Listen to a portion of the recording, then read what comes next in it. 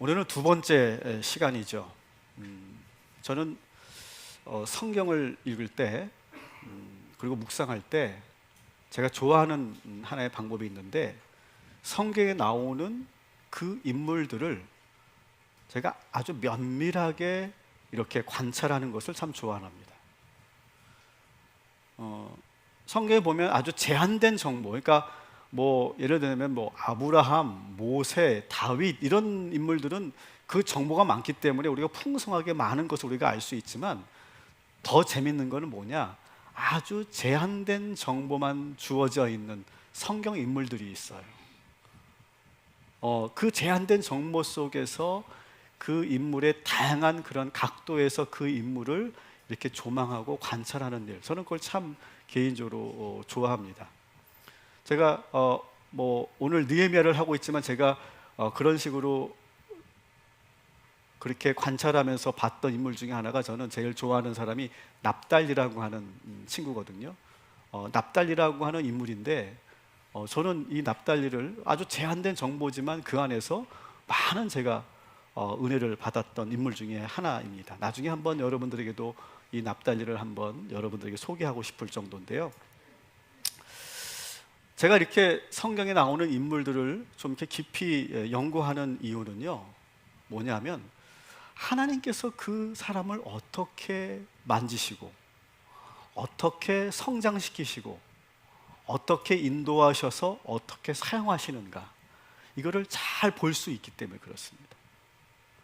그리고 성경의 인물들을 제가 깊이 연구하는 이유는요, 이 성경의 인물들을 깊이 연구하다 보면 사람에 대한 이해의 폭이 넓어지는 것 같아요.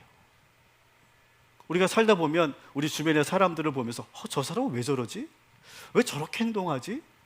이해할 수가 없네? 그렇게 우리가 생각할 때가 있는데, 이 성경 인물들을 깊이 우리가 이렇게 들여다보고 묵상하고 우리가 공부하다 보면 사람에 대한 이해가 참 넓어지고요, 그리고 공감하는 그런 폭이 넓어지는 그런 변화가 나타나기 때문에 저는 성경의 인물을 연구하는 걸 참 좋아합니다.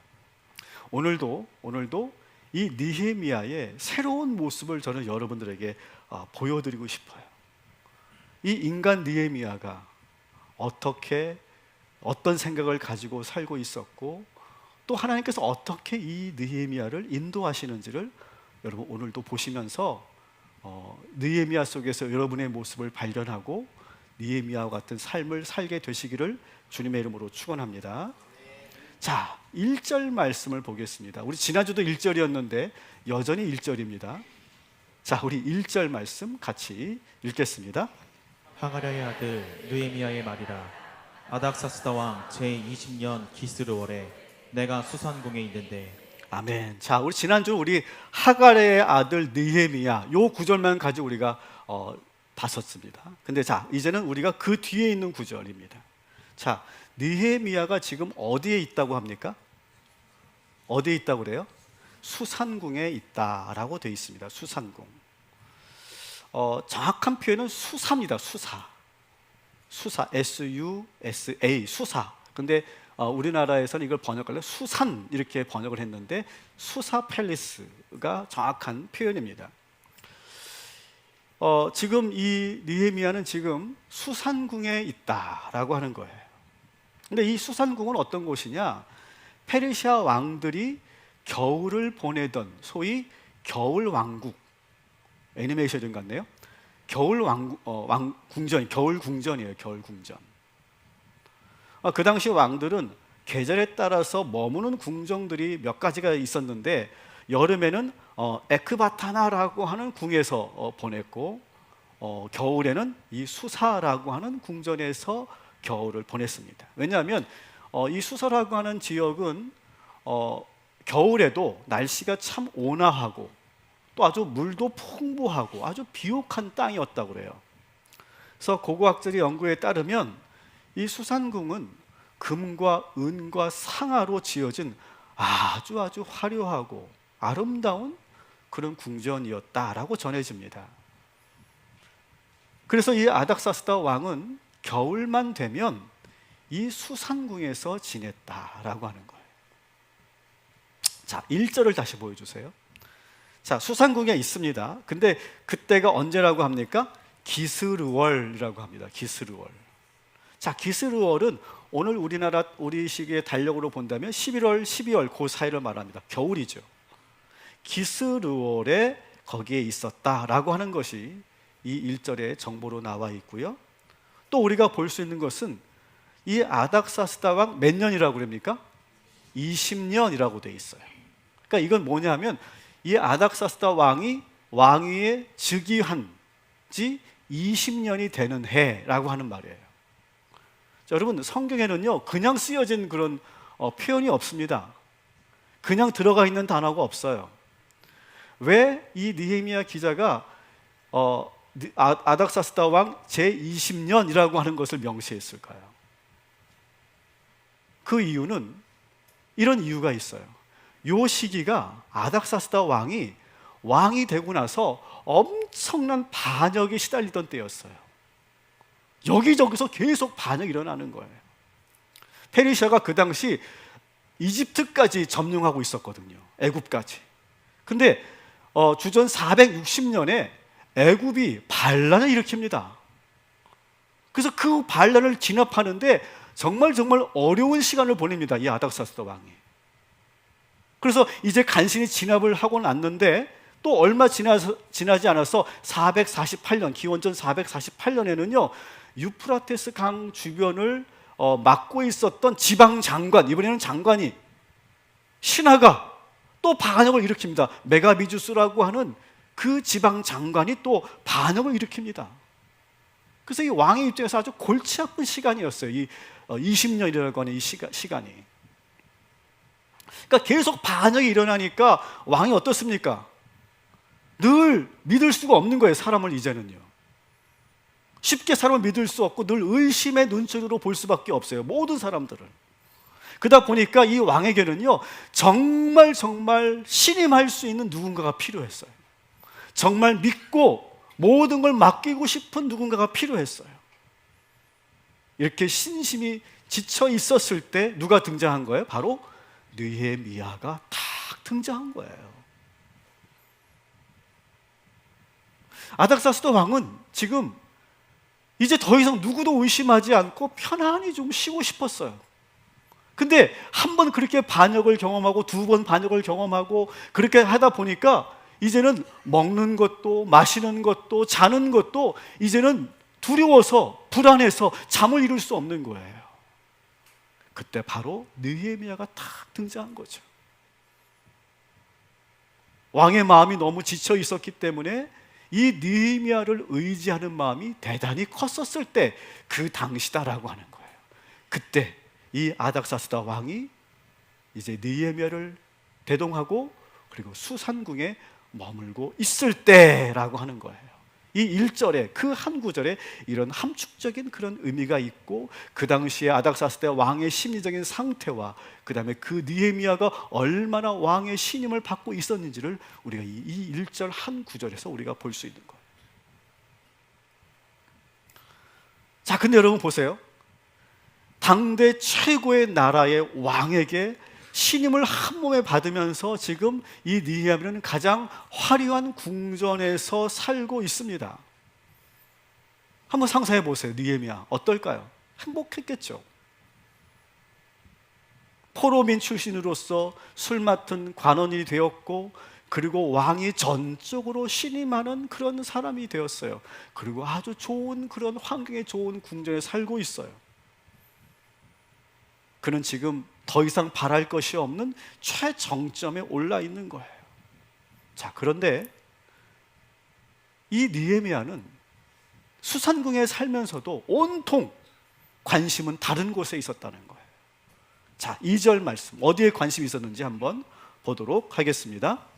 내 형제들 가운데 하나인 하나니가 두어 사람과 함께 유다에서 내게 이르렀기로 내가 그 사로잡힘을 면하고 남아있는 유다와 예루살렘 사람들의 형편을 물은즉. 아멘.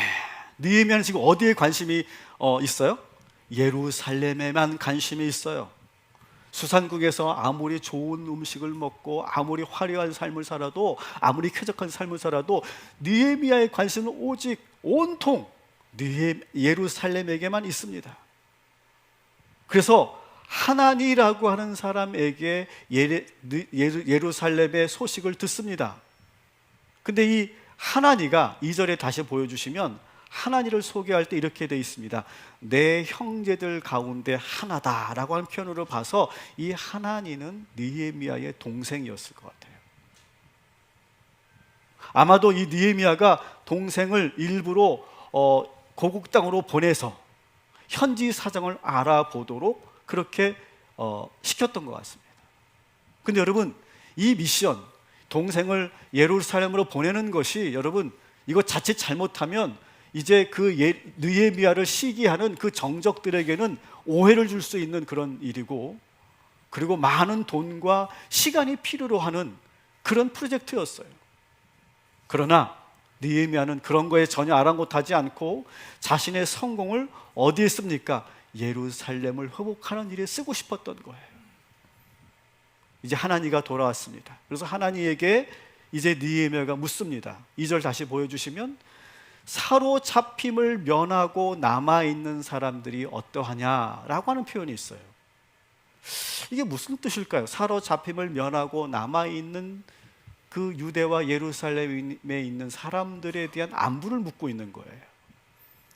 자, 그 당시 여러분 예루살렘에는요 두 부류의 사람들이 같이 공존하고 있었습니다. 첫 번째 부류는 뭐냐? 포로 때, 바벨론 포로 때 포로로 끌려가지 않고 잔류하던 사람들이 있었어요. 그 예루살렘에는 포로로 끌려가지 않고 잔류하던 사람들이 있었고, 또 한 부류가 있었는데 그 사람들은 누구냐? 포로로 끌려갔다가 70년 만에 다시 고국으로 돌아온 포로 귀환에서 온 사람들이 같이 있었어요. 그러니까 여러분 느헤미야를 이해하시려면, 역사적 배경을 이해하시려면 이 느헤미야는 언제냐면 포로 귀환이 있었던 때라고 하는 걸 여러분이 이해하셔야 돼요. 느헤미야가 지금 궁금한 거예요. 그때 포로에서 귀환해서 예루살렘에 들어간 그 사람들의 안부를 묻고 있는 거예요. 여러분, 이 포로 귀환 정책은요 한 번에 포로들이 다 온 것이 아니라 세 번에 걸쳐서 나눠서 오게 됩니다. 첫 번째는 1차 귀환은 스룹바벨에 의해서, 스룹바벨이 인솔해서 1차 귀환 때 약 5만 명이 고국으로 돌아옵니다. 그리고 스룹바벨은 1차 귀환 때 와서 뭘 합니까? 성전 재건을 하는 일을 하죠. 성전 재건하는 일. 그리고 2차 귀환 때는요 1차 때보다는 많지 않았습니다. 약 한 1700명 정도 되는데요, 그때는 에스라가 인솔해서 오게 됩니다. 에스라가 와서 하는 일이 뭡니까? 신앙의 부흥과 종교 개혁을 단행하죠. 그리고 이제 아직은 일어나지 않았지만 느헤미야가 이제 세 번째 이제 백성들을 이끌고 귀환하게 될 겁니다. 그 귀환하기 직전에 느헤미야가 지금 1차, 2차 때 귀환했던 그 사람들이 지금 어떻게 지내고 있는지가 궁금해서 하나니에게 묻고 있는 거예요.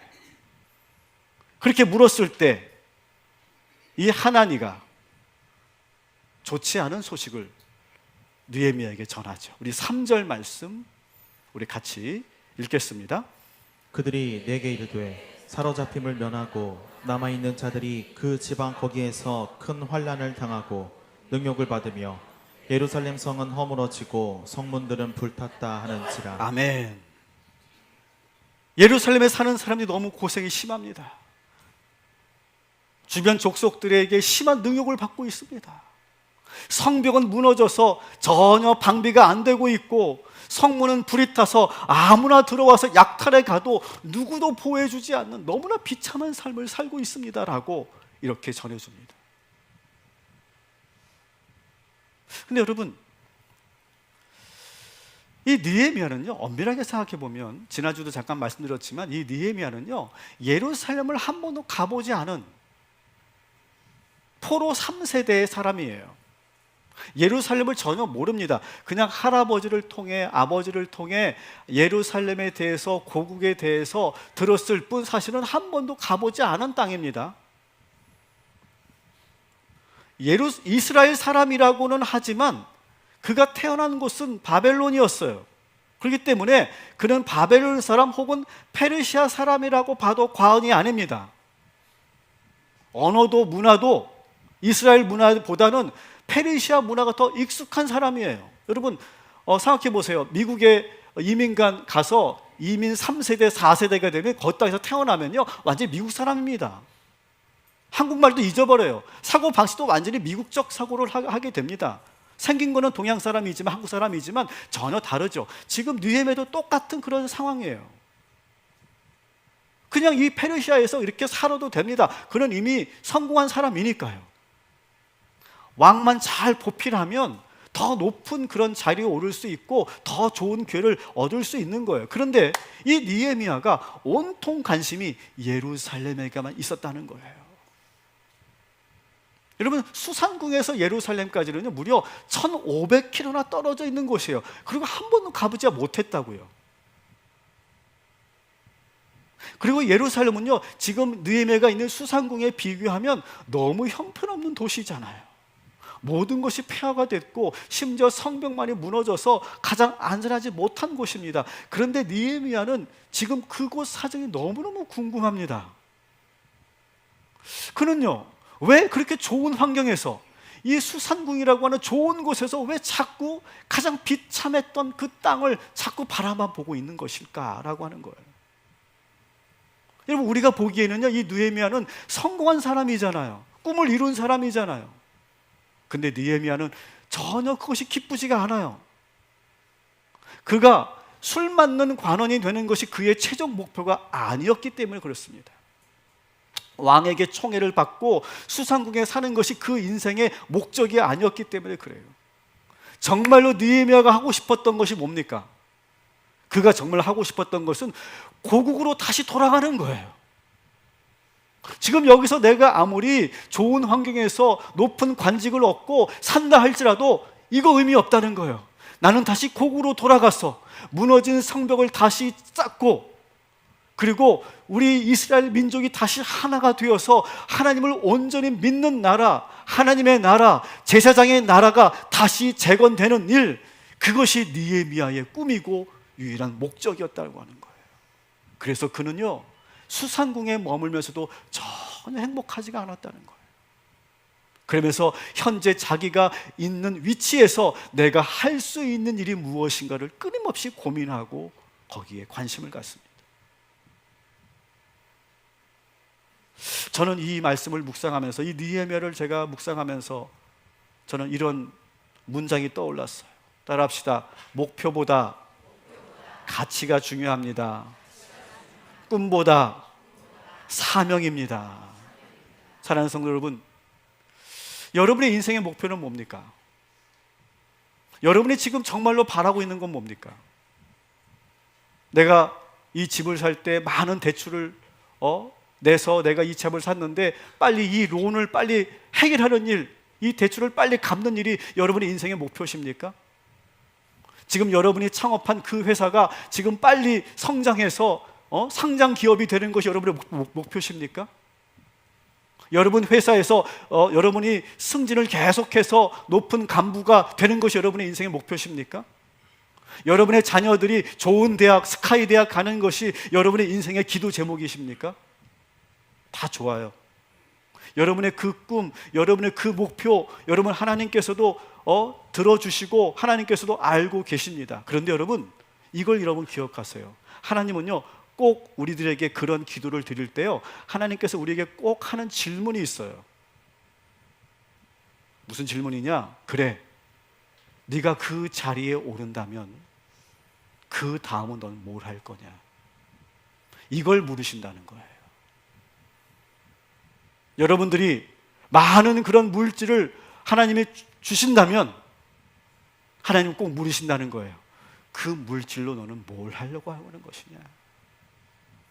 너가 그 자리에 올라가서 너는 무엇을 하려고 지금 그 자리를 놓고 기도하고 있는 것이냐? 너희 자녀가 그렇게 좋은 대학을 가기를 너희들이 기도하고 있는데 너희 자녀가 그 좋은 대학 가서 좋은 회사 가서 좋은 직업을 갖고 그 다음에 뭘 하려고 하는 것이냐라고 물으신다는 거예요. 우리는 그 하나님의 그 질문에 우리는 못 들은 척하고 우리는 원하는 것만 구하고 있지만 하나님은 계속 우리에게 그걸 묻고 계신다는 거예요. 우리는 거기에 대답할 수 있어야 돼요. 느헤미야가 바로 그랬다는 거예요. 술 맡은 관원이 되는 것이 그의 목표가 아니었어요. 술 맡은 관원이 되면서 그가 마음으로 품고 있었던 진짜 하고 싶었던 일을 지금 시작하고 있는 거잖아요. 많은 사람들이 정말 어렵게 자기가 원하는 그런 자리에 오릅니다. 그 목표를 달성합니다. 그러면 정말 행복할 것 같죠? 더 이상 바랄 게 없을 것 같죠? 그런데 여러분, 막상 그 정상에 올라서 방향을 잃어버리는 삶이 많이 있습니다. 방향을 잃어버리면 어떻게 됩니까? 엉뚱한 행동을 하게 됩니다.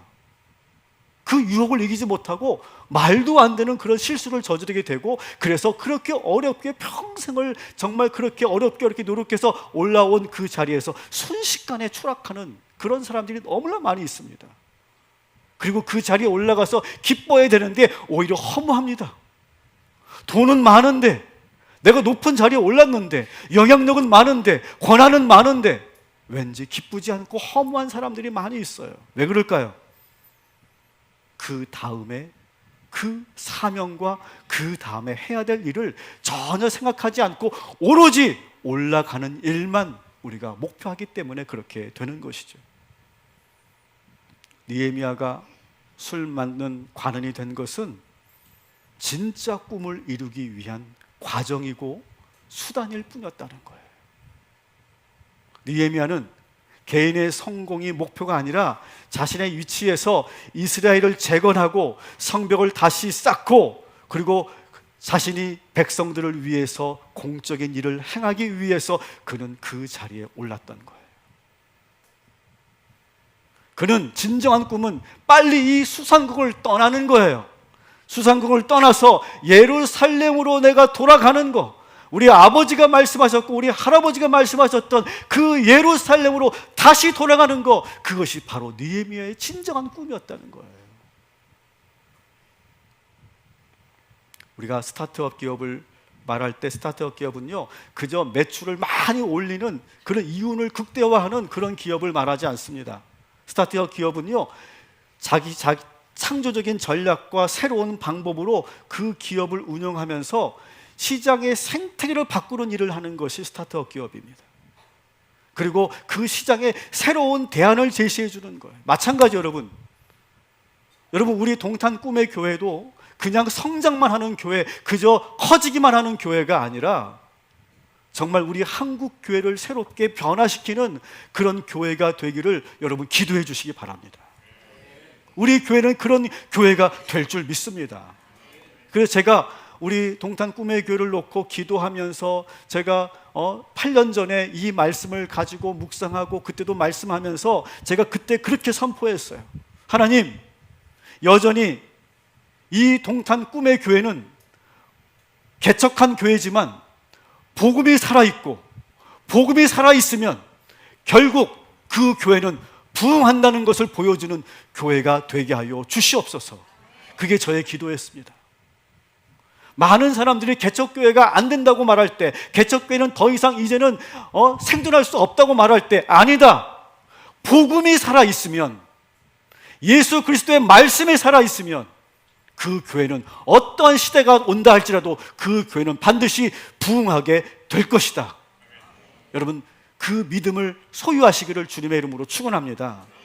그리고 우리 교회만 성장하는 것이 아니라 우리 교회를 통해 더 많은 교회들이 힘을 얻고 비전 교회들과 어려운 이웃들과 선교지들에게 더 많이 흘러가게 하는 교회, 축복의 통로가 되는 교회, 그런 교회가 돼야 할 줄 믿습니다.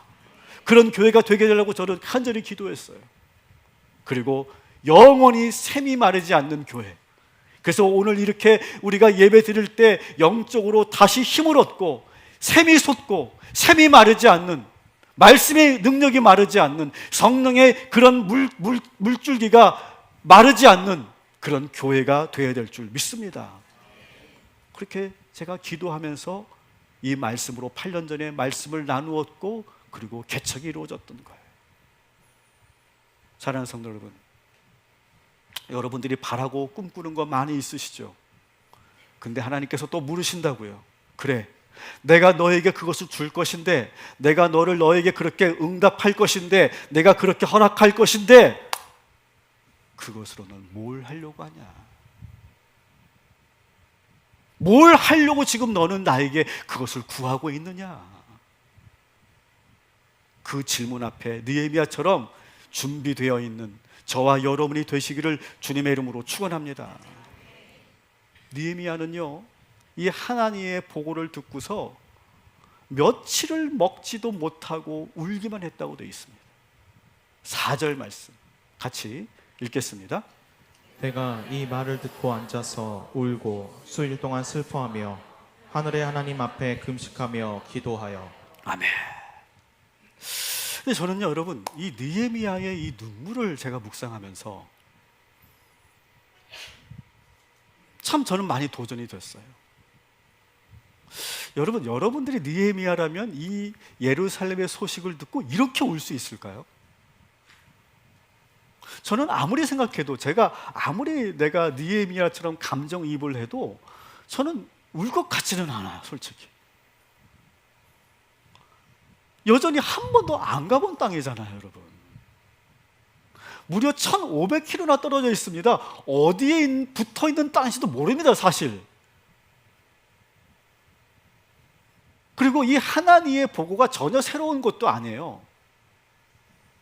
그리고 지금 슬퍼한다고 뭐가 달라질 것도 없습니다. 오히려 저는요, 그 하나님의 소식을 듣고 눈물이 나기보다는 막 원망이 났을 것 같아요.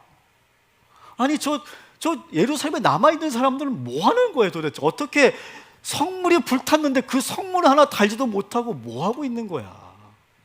아니, 1차 귀환 때 수룹바벨이 갔는데 수룹바벨은 도대체 뭐 하고 있는 거고, 2차 귀환 때 에스라는 가서 뭐 하고 있는 거냐고 지금. 하여튼 이 이스라엘 사람들은 희망이 없어, 희망이 없어. 아마 저는 그렇게 오히려 원망했을 것 같아요. 그런데 여러분, 느헤미야는요, 울고 있다라고 하는 거예요. 울고 있어요. 어떻게 이렇게 울 수 있을까요? 여러분, 이렇게 애통하며 울고 있는 이 마음은요, 여러분 쉽게 가질 수 있는 마음이 아니죠. 느헤미야는 어떤 지도자냐? 애통할 줄 아는 지도자였어요. 타인의 고통을 보면서 같이 울 수 있는 지도자였다고요. 내일로 슬퍼하는 것이 아니라 나와 전혀 상관없어 보이고 굳이 내가 책임지지도 않아도 되는, 내가 책임지지 않아도 뭐라고 하지 않습니다. 느헤미야가 예루살렘에서 관심을 안 갖는다고 거기는 동포들이 뭐라고 하지 않습니다. 그런데 그는 눈물을 흘리며 금식하며 애통해하고 있어요. 개인적인 문제로 이렇게 우는 게 아니었다고요. 저는 이 말씀을 묵상하던 가운데 우연히 저는 4월 16일이 떠올랐어요. 4월 16일은 세월호 참사 10주기가 되는 해입니다. 많은 분들이 이 사건을 정치적으로 자꾸 왜곡해서 보시는 분들도 계시고, 왜 10년이나 지난 사건을 왜 자꾸 또 다시 끄집어내냐고 이렇게 불편해 하시는 분들도 계실 수 있다고 생각합니다. 이해합니다. 그러나 우리가 절대로 잊어서는 안 되는 그런 날이라고 생각합니다. 여러분, 느헤미야를 보십시오. 70년이 지난 그 예루살렘의 그 비극을 생생하게 가보지도 않았고 보지도 않았는데 그는 생생하게 기억하고 울고 있지 않습니까? 여러분, 10년이 지났지만 여전히 울고 있는 사람들이 너무나 많이 있어요. 어제 뉴스를 보니까 그런 사연이 있더라고요. 그 단원고 학생은 아니었어. 그 옆에 다니던 학교 학생이었는데 자기 친구가 그렇게 사고를 당하고 나서 지금 10년이 지났는데도 그 슬픔에서 헤어나오지 못하고 그 친구를 그리워하는 그 사연을 소개하더라고요. 지금도 그렇게 아파하고 있는 이들이 있다라고 하는 거죠. 저는 그렇게 생각합니다. 교회가 뭐냐? 그리스도인이 뭐냐? 그런 어떤 정치적인 입장을 다 떠나고 지금 아파하고 있다면, 누군가 지금 울고 있다면 같이 울어주는 것이 교회고 성도가 아니겠는가라고 하는 거예요. 그리고 그것이 정말 하나님이 바라시는 모습이 아닌가라고 하는 거예요. 사랑하는 성도 여러분, 우리 느헤미야처럼 같이 울어주고 그 고통에 함께하는 그런 사적인 신앙이 아니라 공적인 신앙을 가지고 있는 저와 여러분이 되시기를 주님의 이름으로 축원합니다. 느헤미야는 그냥 눈물만 흘리는 그런 감성적인 사람만이 아니었어요. 그는 뭘 했다고요? 금식하며 기도했대요. 그래서 이 느헤미야라고 하는 이 책은요, 성서학자는 이렇게 말하기도 합니다. 기도의 책이라고 말합니다. 기도의 책. 그래서 이 13장 전체에 보면요, 느헤미야가 기도했던 기도가 무려 9개가 나옵니다. 9개의 기도가 있어요. 느헤미야의 기도. 그래서 이 9개의 기도를 우리가 강해 설교를 통해서 더 깊이 우리가 묵상할 거예요. 이 느헤미야는요, 기도의 교과서라고 말해도 과언이 아니에요. 여러분, 느헤미야가 어떻게 포로민으로서 왕의 신임을 한 몸에 받는 그런 관직을 올라갈 수 있었을까요? 그런 입지전적인 인물이 될 수 있었을까요? 그것은 바로 느헤미야에게 최고의 경쟁력은 바로 기도였다라고 하는 거예요. 그는 울기만 한 게 아니에요. 앉아서 기도만 한 게 아니에요. 중요한 것은 이 느헤미야는요, 기도하면서 뭘 했느냐? 아주 치밀하게 계획을 세워나가고 있습니다. 자, 우리가 느헤미야 1장 1절과 2장 1절을 한번 봅시다. 우리 한번 보겠는데요. 자, 1장 1절에 기스르월이라고 돼 있죠. 그죠? 기스르월. 그게 11월에서 12월 사이라고 말씀드렸습니다. 자, 그런데 시간이 지났습니다. 자, 2장 1절에 무슨 월입니까? 니산월입니다. 니산월. 자, 11월에서 4월로 지나갔다는 거예요. 뭘 말합니까? 느헤미야는요, 하나님으로부터 예루살렘의 그 비참한 소식을 듣고 그때부터 금식하면서 기도했는데 몇 개월을 기도한 거예요? 적어도 4개월에서 5개월 동안 기도하고 있는 거예요. 그냥 슬프다고 안타깝다고 그냥 곧바로 가서 왕에게 말한 게 아니에요. 4개월 동안 충분히 기도하면서 왕의 마음을 어떻게 움직여야 할지, 지금 주변 정세는 어떻게 돌아가고 있는지 좀 더 이스라엘의 상황을 좀 더 면밀하게 알아보고, 그리고 지금 국제 정세를 돌아보면서 지금 왕은 지금 어떤 마음을 가지고 있는지를 한참 동안을 관찰하고 준비하면서 철저하게 이 4개월, 5개월 동안을 기도하고 준비하고 있는 것이 바로 느헤미야의 모습이었다는 거예요. 그냥 감정적으로 안타깝다고 그냥 달려가서 왕에게 울면서 그렇게 읍소하는 그런 것이 아니었어요. 아주 천천히 준비하고 또 준비해 갔던 느헤미야의 모습을 우리가 1장 1절과 2장 1절에 그 달을 보면서도 우리가 알 수 있다는 거죠. 여러분, 느헤미야 기도는 바로 그런 거였어요. 서두르지 않았어요. 때를 기다리면서 하나하나 철저히 준비하면서 기도했던 사람이 바로 느헤미야였어요. 이제 2장을 보면 이제 드디어 느헤미야가 왕의 마음을 움직이는 말을 합니다. 근데 그 말 하나하나가 정말 철저히 준비된 그런 멘트였다는 것을 우리가 알 수 있을 거예요. 우리가 그것을 이제 나중에 보게 될 텐데요. 그만큼 느헤미야는 기도하면서 모든 것을 준비하고 차근차근 계획을 세워나갔던 사람이 바로 느헤미야였다라고 하는 거예요. 자, 말씀을 정리할게요. 여러분, 성공은요, 목표가 되시면 안 돼요. 성공은요, 과정일 뿐이에요. 여러분의 성공과 여러분이 가지고 있는 돈과 지위와 모든 자원을 가지고 하나님 나라를 위해 사용하시기를 주님의 이름으로 축원합니다. 느헤미야는 그런 사람이었다는 거예요. 이제 우리나라에 300명의 국회의원들이 선출됐습니다. 저는 간절히 바랍니다. 그분들이 국회의원 배지 다는 게 목적이 되면 안 돼요. 이제 국회의원이 되어서 이제 우리 국민들이 정말로 바라는, 정말 이 나라를 위한 정말 그런 사명감을 가지고 그렇게 애통해하며 울며 정말 자신의 그 해야 할 일을 감당하는 지도자들이 될 수 있도록 우리가 기도해 줘야 될 줄 믿습니다. 우리도 그런 삶을 살아야 돼요. 두 번째로 우리가 해야 되는 것은 애통할 수 있어야 돼요. 울 수 있어야 된다고요. 4월 16일에 여러분 같이 울어주는 일이, 같이 기억해 주는 일이 우리가 해야 될 일이라고 저는 믿습니다.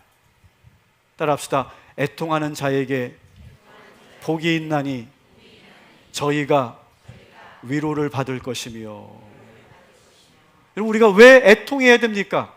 애통하면, 우리가 같이 울어주면 그들이 위로를 받잖아요. 같이 울어주는 일, 저는 그것이 우리 교회가 해야 될 일이라고 저는 믿습니다. 마지막으로 따라합시다. 기도가 최고의 전략입니다. 느헤미야의 최고의 경쟁력은 뭐냐? 기도였어요. 기도. 이 느헤미야서의 9번의 느헤미야의 기도를 보면요, 깜짝 놀랍니다. 그가 그렇게 성공할 수밖에 없었던 이유, 그가 그 목적을, 그 사명을 감당할 수밖에 없었던 그 이유가 그의 기도에서 나오고 있어요. 여러분, 기도가 여러분의 최고의 경쟁력이 되시기를 주님의 이름으로 축원합니다. 따라합시다. 기도하면서 지혜를 구합시다. 기도하면서 정보를 모읍시다. 기도하면서 전략을 세웁시다. 기도하면서 때를 기다립시다. 그렇게 느헤미야는 기스루월의 기도를 시작해서 니산월의 기도가 끝날 때까지 그렇게 철저하게 준비하고 또 준비하면서 기도했던 거예요. 하나님께서 여러분의 그 오래된 기도를 응답하여 주실 줄 믿습니다. 하나님께서 역사하여 주실 줄 믿습니다. 느헤미야 같은 기도의 사람 되시기를 주님의 이름으로 축원합니다. 아멘.